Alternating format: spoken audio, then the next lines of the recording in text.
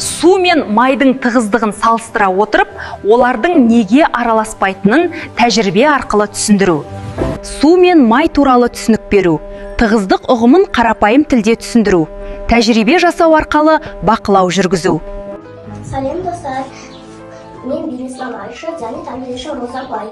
Сәлем, біз Айша екеуміз бүгін зерттеу алаңында тәжірибе жасаймыз. Айша, бүгінгі біздің тәжірибеміз судың тығыздығын қарау, ал енді бізге жұмысты бастамас бұрын қауіпсіздік ережесін есімізге түсірейік. Не істеу керек қауіпсіздік ережесінде?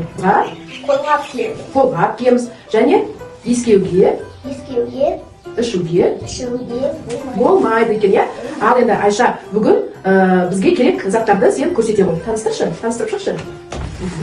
Бізге не керек?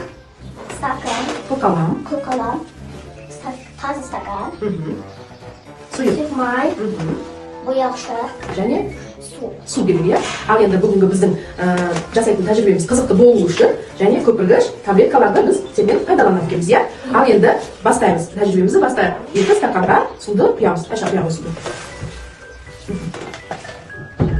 Көмектесші. 2 стаканға суды құямыз. Енді бір стакандағы суға көк бояуды қосамыз. Көк бояуды қосып араластыр, ал бір стаканға қызыл бояуды қосып араластырамыз.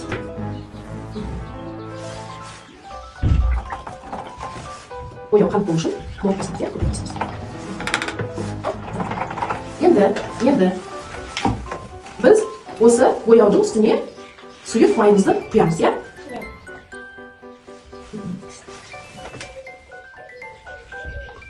Сұйық май менен су екеуі араласты ма?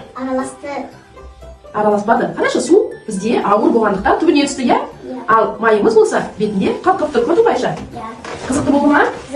Суымыз маймен екеуі араласпайды екен, Енді бұл тәжірибеміздің ары-қарата қызықты болуы үшін мен қазір саған беремін, көпіргіш таблетканы қосамыз. Сол уақытта көпіргіштер көп пайда болады екен. Су не істейді? Қайнайды екен. Так көреміз. Не істеп жатыр? Қайнап жатыр. Әдемі құбылыстар шығып жатыр, Қайсы көреміз? Әдемі құбылыстар шығып жатыр. Қайнап жатыр суымыз. Керемет, Айша, көрдің бе? Қатты қайнап жатыр. Сенің көк стакандағы су өте қатты қайнап жатыр, Сен енді қайнағанын бақылап қарай тұр. Біздің екінші тәжірибемізге керекті заттарды мен қазір саған алып келейін. Айша, біздің май менен судан жасалған тәжірибеміз осылай болды. Өте қызықты болып жатыр, Су не істеп жатыр? Қайнап жатыр. Көпіршіктер көп болып тұр. Өте қызықты болып жатыр, Қарашы. Енді бұл өзінің ары-қарата несін жасай берсін. Енді біз келесі тәжірибені бастайық. Келесі тәжірибеге бізге не керек екенін айта қойшы. Тұз, су, стакан, жұмыртқа. Жұмыртқа мен тұзды пайдаланып біз қазір судың тығыздығын тағы да көреміз. Ал құя ғой, стаканда суды құямыз. Және тағы келесі.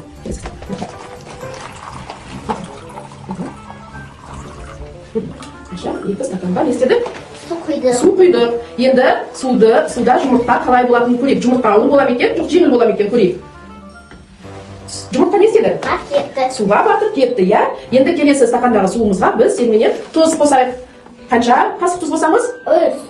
10 қасық тұз қосайық. Тұзымыз көп болсын. Сол кезде көреміз жұмыртқа қалай болатынын, Санайға 2, 3, 4, 5, 6,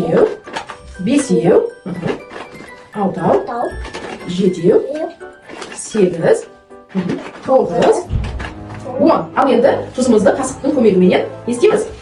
Қасықтың көмегіменен араластырамыз. Түбіндегі тұзымыз әбден ерісін. Араластырамыз.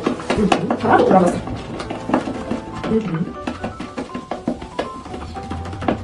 Тұзымыз судың ішінде еріп жатыр, Ал енді ақырындап жұмыртқаны салып көр тұзды суға. Қалай болады екен? Жұмыртқа батып кетеді ме екен? Көрейік. Жұмыртқа не істеді?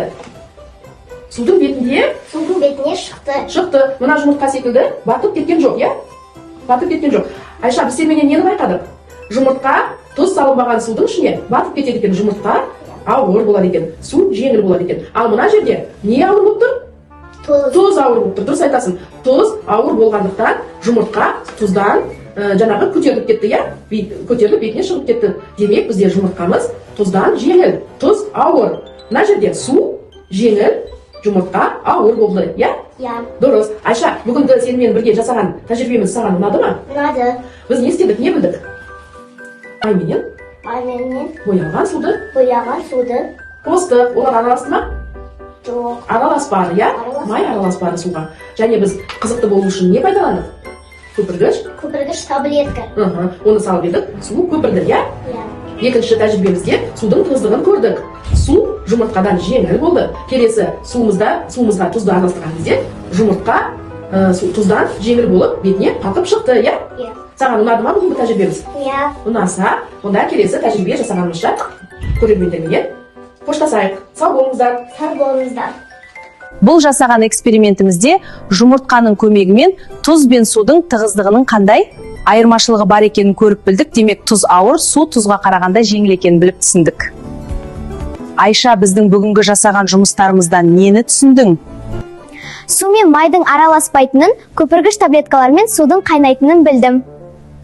Екінші жасаған жұмысымызда таза суға жұмыртқа батып кетті, ал тұз қосылған суда жұмыртқа қалқып жүрді, өйткені жұмыртқа тұзды судың қасында жеңіл болды. Бүгінгі жасаған экспериментімізді көріп тамашалағандарыңызға көп рахмет. Сау болыңыздар.